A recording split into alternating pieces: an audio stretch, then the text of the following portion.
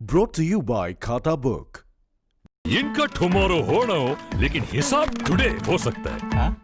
कैसे? भाई खाता आउट करो, खाता बुक डाउनलोड करो, ये ऑटोमेटिकली हिसाब करे, उधारी वापस लाए फटाफट। भेज दिया उसको हिसाब। खाता बुक, बिजनेस हुआ इजी।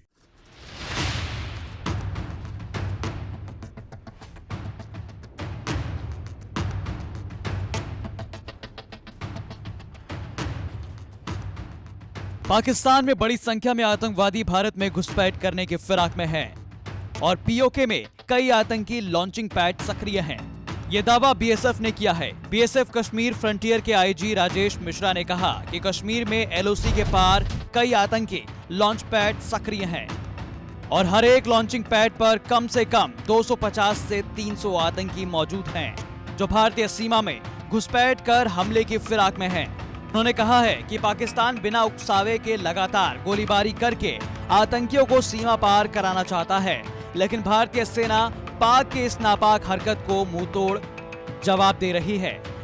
यानी बढ़ते बनते आगे बढ़ते हिंदुस्तान की खुशियां हमारे पड़ोसी नापाक मुल्क से देखी नहीं जा रही है। लिहाजा हिंदुस्तान की खुशियों में सेंध लगाने के लिए पाकिस्तानी खुफिया एजेंसी आईएसआई और पाकिस्तानी सेना पाक अधिकृत कश्मीर में बैठकर आतंक की बहुत बड़ी साजिश रच रहे हैं। हिंदुस्तान में खून खराबा करने के लिए, आतंकियों की घुसपैठ कराने के लिए कश्मीर में नियंत्रण रेखा के पार कई आतंकी लॉन्च पैड सक्रिय हैं, जिनमें कम से कम 250 से 300 तक खूंखार आतंकी मौजूद हैं और ये दावा किया है सीमा सुरक्षा बल यानी बीएसएफ ने। बीएसएफ के मुताबिक पाकिस्तानी सेना के जरिए ट्रेंड होने वाले खूंखार आतंकियों को भारतीय सीमा में घुसपैठ कराने के लिए पाक सेना और आईएसआई हर पैर पैतरे की आजमाइश कर रही है। खुफिया सूत्रों के मुताबिक पाक अधिकृत कश्मीर में करीब 20 से 22 टेरर लॉन्च पैड एक्टिव हैं, जिनमें आतंकियों को ट्रेंड करने के लिए पाकिस्तान की बैट और पाक एसएसजी कमांडो की टीम लगी हुई है। आपको ये तो याद ही होगा, दिवाली से ठीक पहले पाकिस्तान ने 13 नवंबर को उड़ी और कुपवाड़ा के इलाकों में आतंकियों की घुसपैठ के लिए गोलीबारी शुरू कर दी थी, जिनमें हमारे 4 जवान शहीद हुए थे।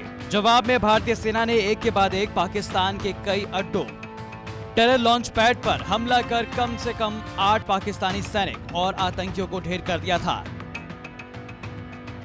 पाकिस्तान भारत को खून खून करने की कोशिश में जुटा रहता है और उसके बावजूद महबूबा मुफ्ती की तरह के लोग पाकिस्तान से दोस्ती की वकालत करते हैं, कश्मीरियों को उकसाने का काम करते हैं। जिस समय पाकिस्तान की फायरिंग में हमारे 4 जवान शहीद हो गए, महबूबा मुफ्ती भारत को पाकिस्तान से दोस्ती की नसीहत दे रही थी।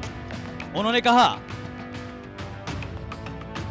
कि एलओसी के दोनों तरफ हुई मौतों से दुखी हूं। भारतीय और पाकिस्तानी नेतृत्व अपनी राजनीतिक मजबूरियों से ऊपर उठकर बातचीत शुरू कर सकते हैं। वाजपेयी जी और मुशर्रफ साहब द्वारा लागू किए गए युद्ध विराम को फिर से शुरू करने के लिए ये अच्छा मौका है।